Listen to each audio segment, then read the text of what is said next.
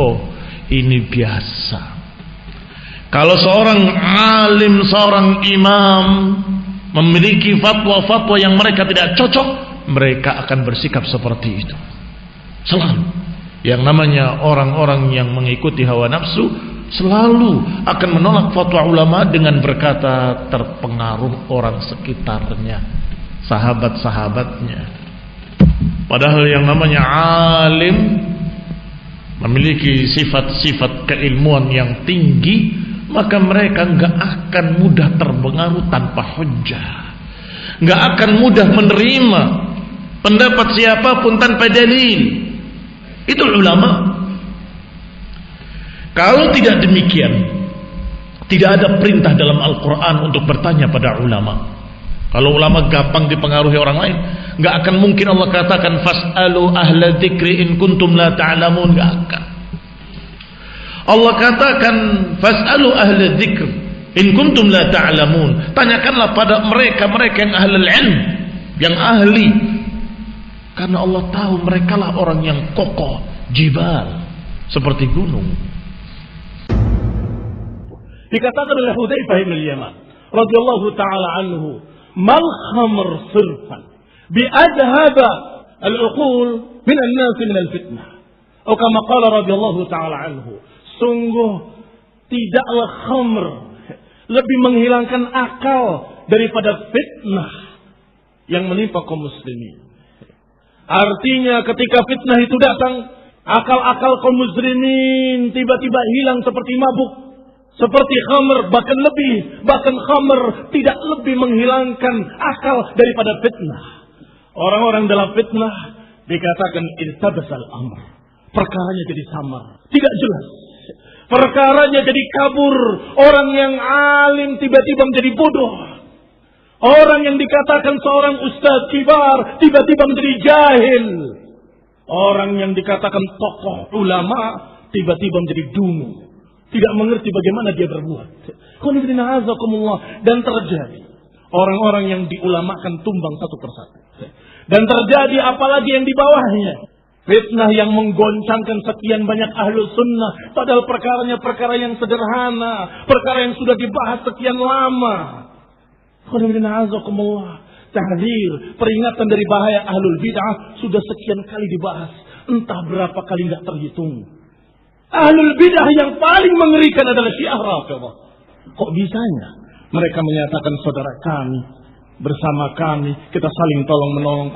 Kok bisa seorang yang alim tiba-tiba berbuat yang aneh, yang tidak bisa dipahami oleh kita? Akan menang, akan berhasil, akan selamat mereka yang bertakwa pada Allah Subhanahu wa taala. Siapa orang-orang yang bertakwa? As-sabirun, orang-orang yang sabar di atas sunnah, orang-orang yang sabar di atas manhaj salaf, orang-orang yang sabar untuk tetap bersama para ulama.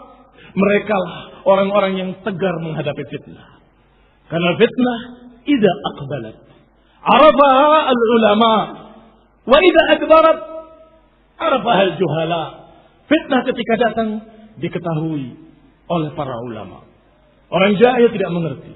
Wa idza adbarat, kalau sudah pergi, arafaha al-juhala, maka orang bodoh yang tahu. Dikatakan oleh Hudzaifah bin Yaman radhiyallahu taala anhu, "Mal khamr sirfan bi adhaba al-uqul min an-nas min al-fitnah."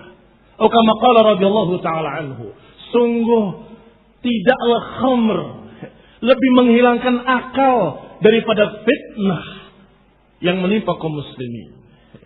Artinya ketika fitnah itu datang, akal-akal kaum muslimin tiba-tiba hilang seperti mabuk, seperti khamr, bahkan khamr tidak lebih menghilangkan akal daripada fitnah. Orang-orang dalam, kalau orang-orang menjauh dari dirinya, dia marah besar. Innama yuzakki ar-rajul a'malu. Kata Syekh Ubaid, yang mentazkiyah seseorang itu amalannya sendiri.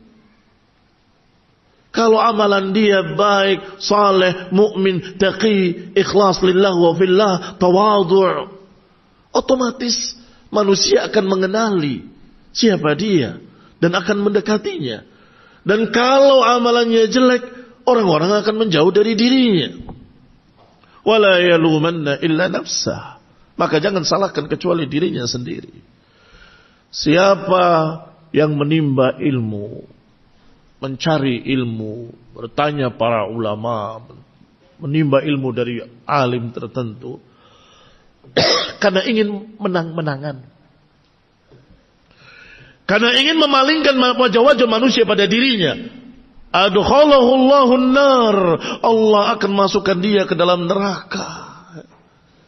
Yang pertama dan utama adalah untuk kita sendiri. Untuk kita sendiri. Karena kita ingin selamat, maka belajar, kerjakan. Belajar, kerjakan. Kita hubungi beberapa ulama. Kemudian menyarankan kita untuk tenang. Diam. Jangan melawan. Dan sebagainya. Hanya saja karena beliau-beliau tidak mau disebarkan, maka kita ikuti. Untuk diri kita sendiri. Jangan bilang dariku dan jangan sebut aku. Aku tidak mau ikut dalam masalah tersebut. Bukankah itu talabul ilmi? Dan bukankah itu juga beramal pada dirinya masing-masing? Ikhwan ibn a'azakumullah, kaum muslimin rahimani wa rahimakumullah. Qala, kita sampaikan nasihat tersebut walaupun tidak menyebut siapa syekhnya, siapa ulamanya. Sudahlah, kita diam, kita ngalah. Jangan dilawan, jangan dijawab. Alhamdulillah. Allah subhanahu wa ta'ala yang akan menghisab. Allah subhanahu wa ta'ala yang akan menghitung. Kita hanya berupaya berusaha untuk mengikuti nasihat para ulama, mengikuti nasihat para imam-imam ahlus sunnah sepanjang masa. Qala akhbarana Abu Bakar. Kembali kita nukil ucapan Imam Abu Bakar Muhammad bin Al-Husain Al-Ajurri rahimahullah. Qala akhbarana Abu Ja'far Ahmad bin Muhammad Al-Bardi atau Barda'i في المسجد الحرام أخبرنا يونس ابن عبد الأعلى أخبرنا عبد الله ابن وهب قال أخبرني يحيى بن سلام عن عثمان بن مقسم عن سعيد المقبري عن أبي هريرة رضي الله تعالى عنه قال رسول الله صلى الله عليه وعلى آله وسلم إن أشد الناس عذابا يوم القيامة عالم لم ينفعه علمه. أعوذ بالله من ذلك. Sesungguhnya yang paling keras di antara manusia adabnya nanti yaumul qiyamah adalah seorang yang berilmu tetapi tidak bermanfaat baginya ilmunya. Orang yang tidak tahu rawan tersesat. Tetapi orang yang tahu tidak beramal diazab. Karena dia sudah tahu. Dia sudah mengerti. Dia sudah mendapatkan ilmunya. Dia sudah tanya kepada para ulama. Sudah menimba ilmu dari para ulama. Kemudian tidak diamalkan. Saya mau tanya Ustaz. Apakah Ustaz Askari telah merujuk kepada ulama kibar? Tanyakan kepada dia. Ulama siapa yang dia sebutkan dalam pembahasan sekarang ini? Atau mau dirinci? Allahul musta'an. Allah yahdi. Allah yafiqah. Beliau ini barakallahu fikum, seperti yang kamu tahu sendiri, memunculkan di tengah-tengah salafiyin sebuah kegaduhan. Betul ya? Isu komando hizbiyah. Betul? Coba diem. Iya benar. Dibilang komando bid'ah LB. Apa LB? Lukman Pak Abdul.